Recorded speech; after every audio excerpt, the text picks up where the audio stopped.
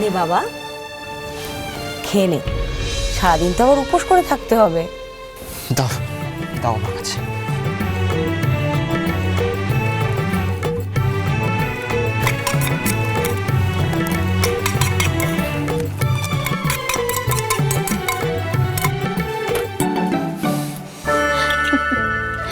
এই তো আমার সোনা ছেলে, লক্ষ্মী ছেলে।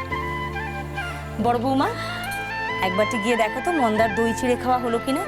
ওর মাসিও তো আমাদের সঙ্গে জল সইতে যাবেন। আজ্ঞে মা, যাই।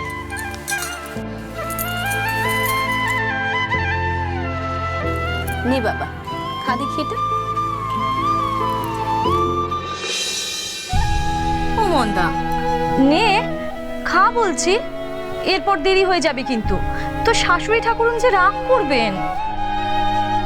ওই দেখ, আলো ফুটলো বলে নিয়ম কানুন ঠিক মতো মানতে হবে তো নাকি? আমি তো বললুম হরি দিদি খাওয়াবে, তারপরে আমি খাবো। কেন এত জেদ করছিস মন্দা? মাসি তো দিচ্ছেন, খেয়ে নে না।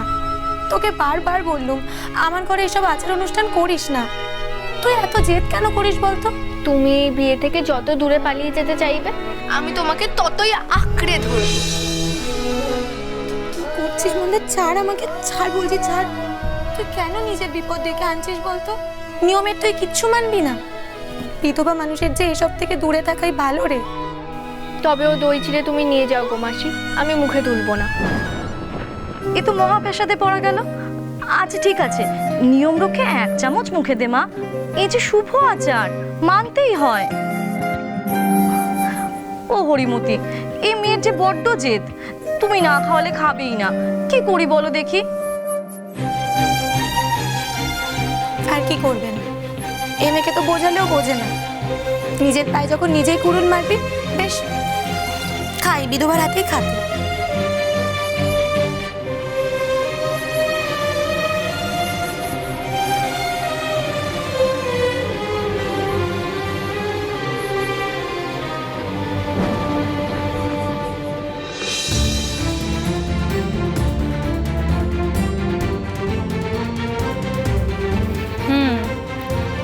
আপনার আক্কেল বলিয়ারি, বলি এত বড় বাড়িতে আর অন্য কোনো ঘর আপনি খুঁজে পেলেন না? এই বেদবার ঘরেই এত শুভ আচারখানা সারতে হলো আপনাকে? না আসলে মন্দা এই ঘরেই ছিল তো, তাই। থাক থাক, আর কোনো অজুহাতের প্রয়োজন নেই। যাকে আপনাদের খাওয়ানো দাওয়ানো যদি শেষ হয়ে গিয়ে থাকে, তাহলে তাড়াতাড়ি আসুন, মা আপনাকে ডাকছে। ফুল আর জল সইতে তো যেতে হবে নাকি? কোনে পক্ষ থেকে তো আপনিই যাবেন নাকি? হ্যাঁ হ্যাঁ, খাওয়ানো হয়ে গেছে, চলো।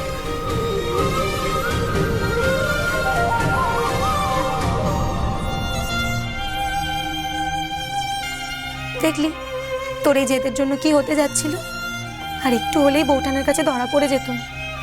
তুই বারবার আমায় কেন সবার সামনে অপদস্থ করার তাল করিস বলতো? কি লাভ হচ্ছে তোর এতে? আমায় খাওয়ানোর সময় তোমার ঠোঁটের কোণায় যে ছিলতে হাসিটুকু ছিল, সেইটাই আমার লাভ। প্রভাত কুমার মুখোপাধ্যায়ের বউ চুরি, সোম থেকে শনি সন্ধ্যে 7:30টায়, আকাশ 8-এ।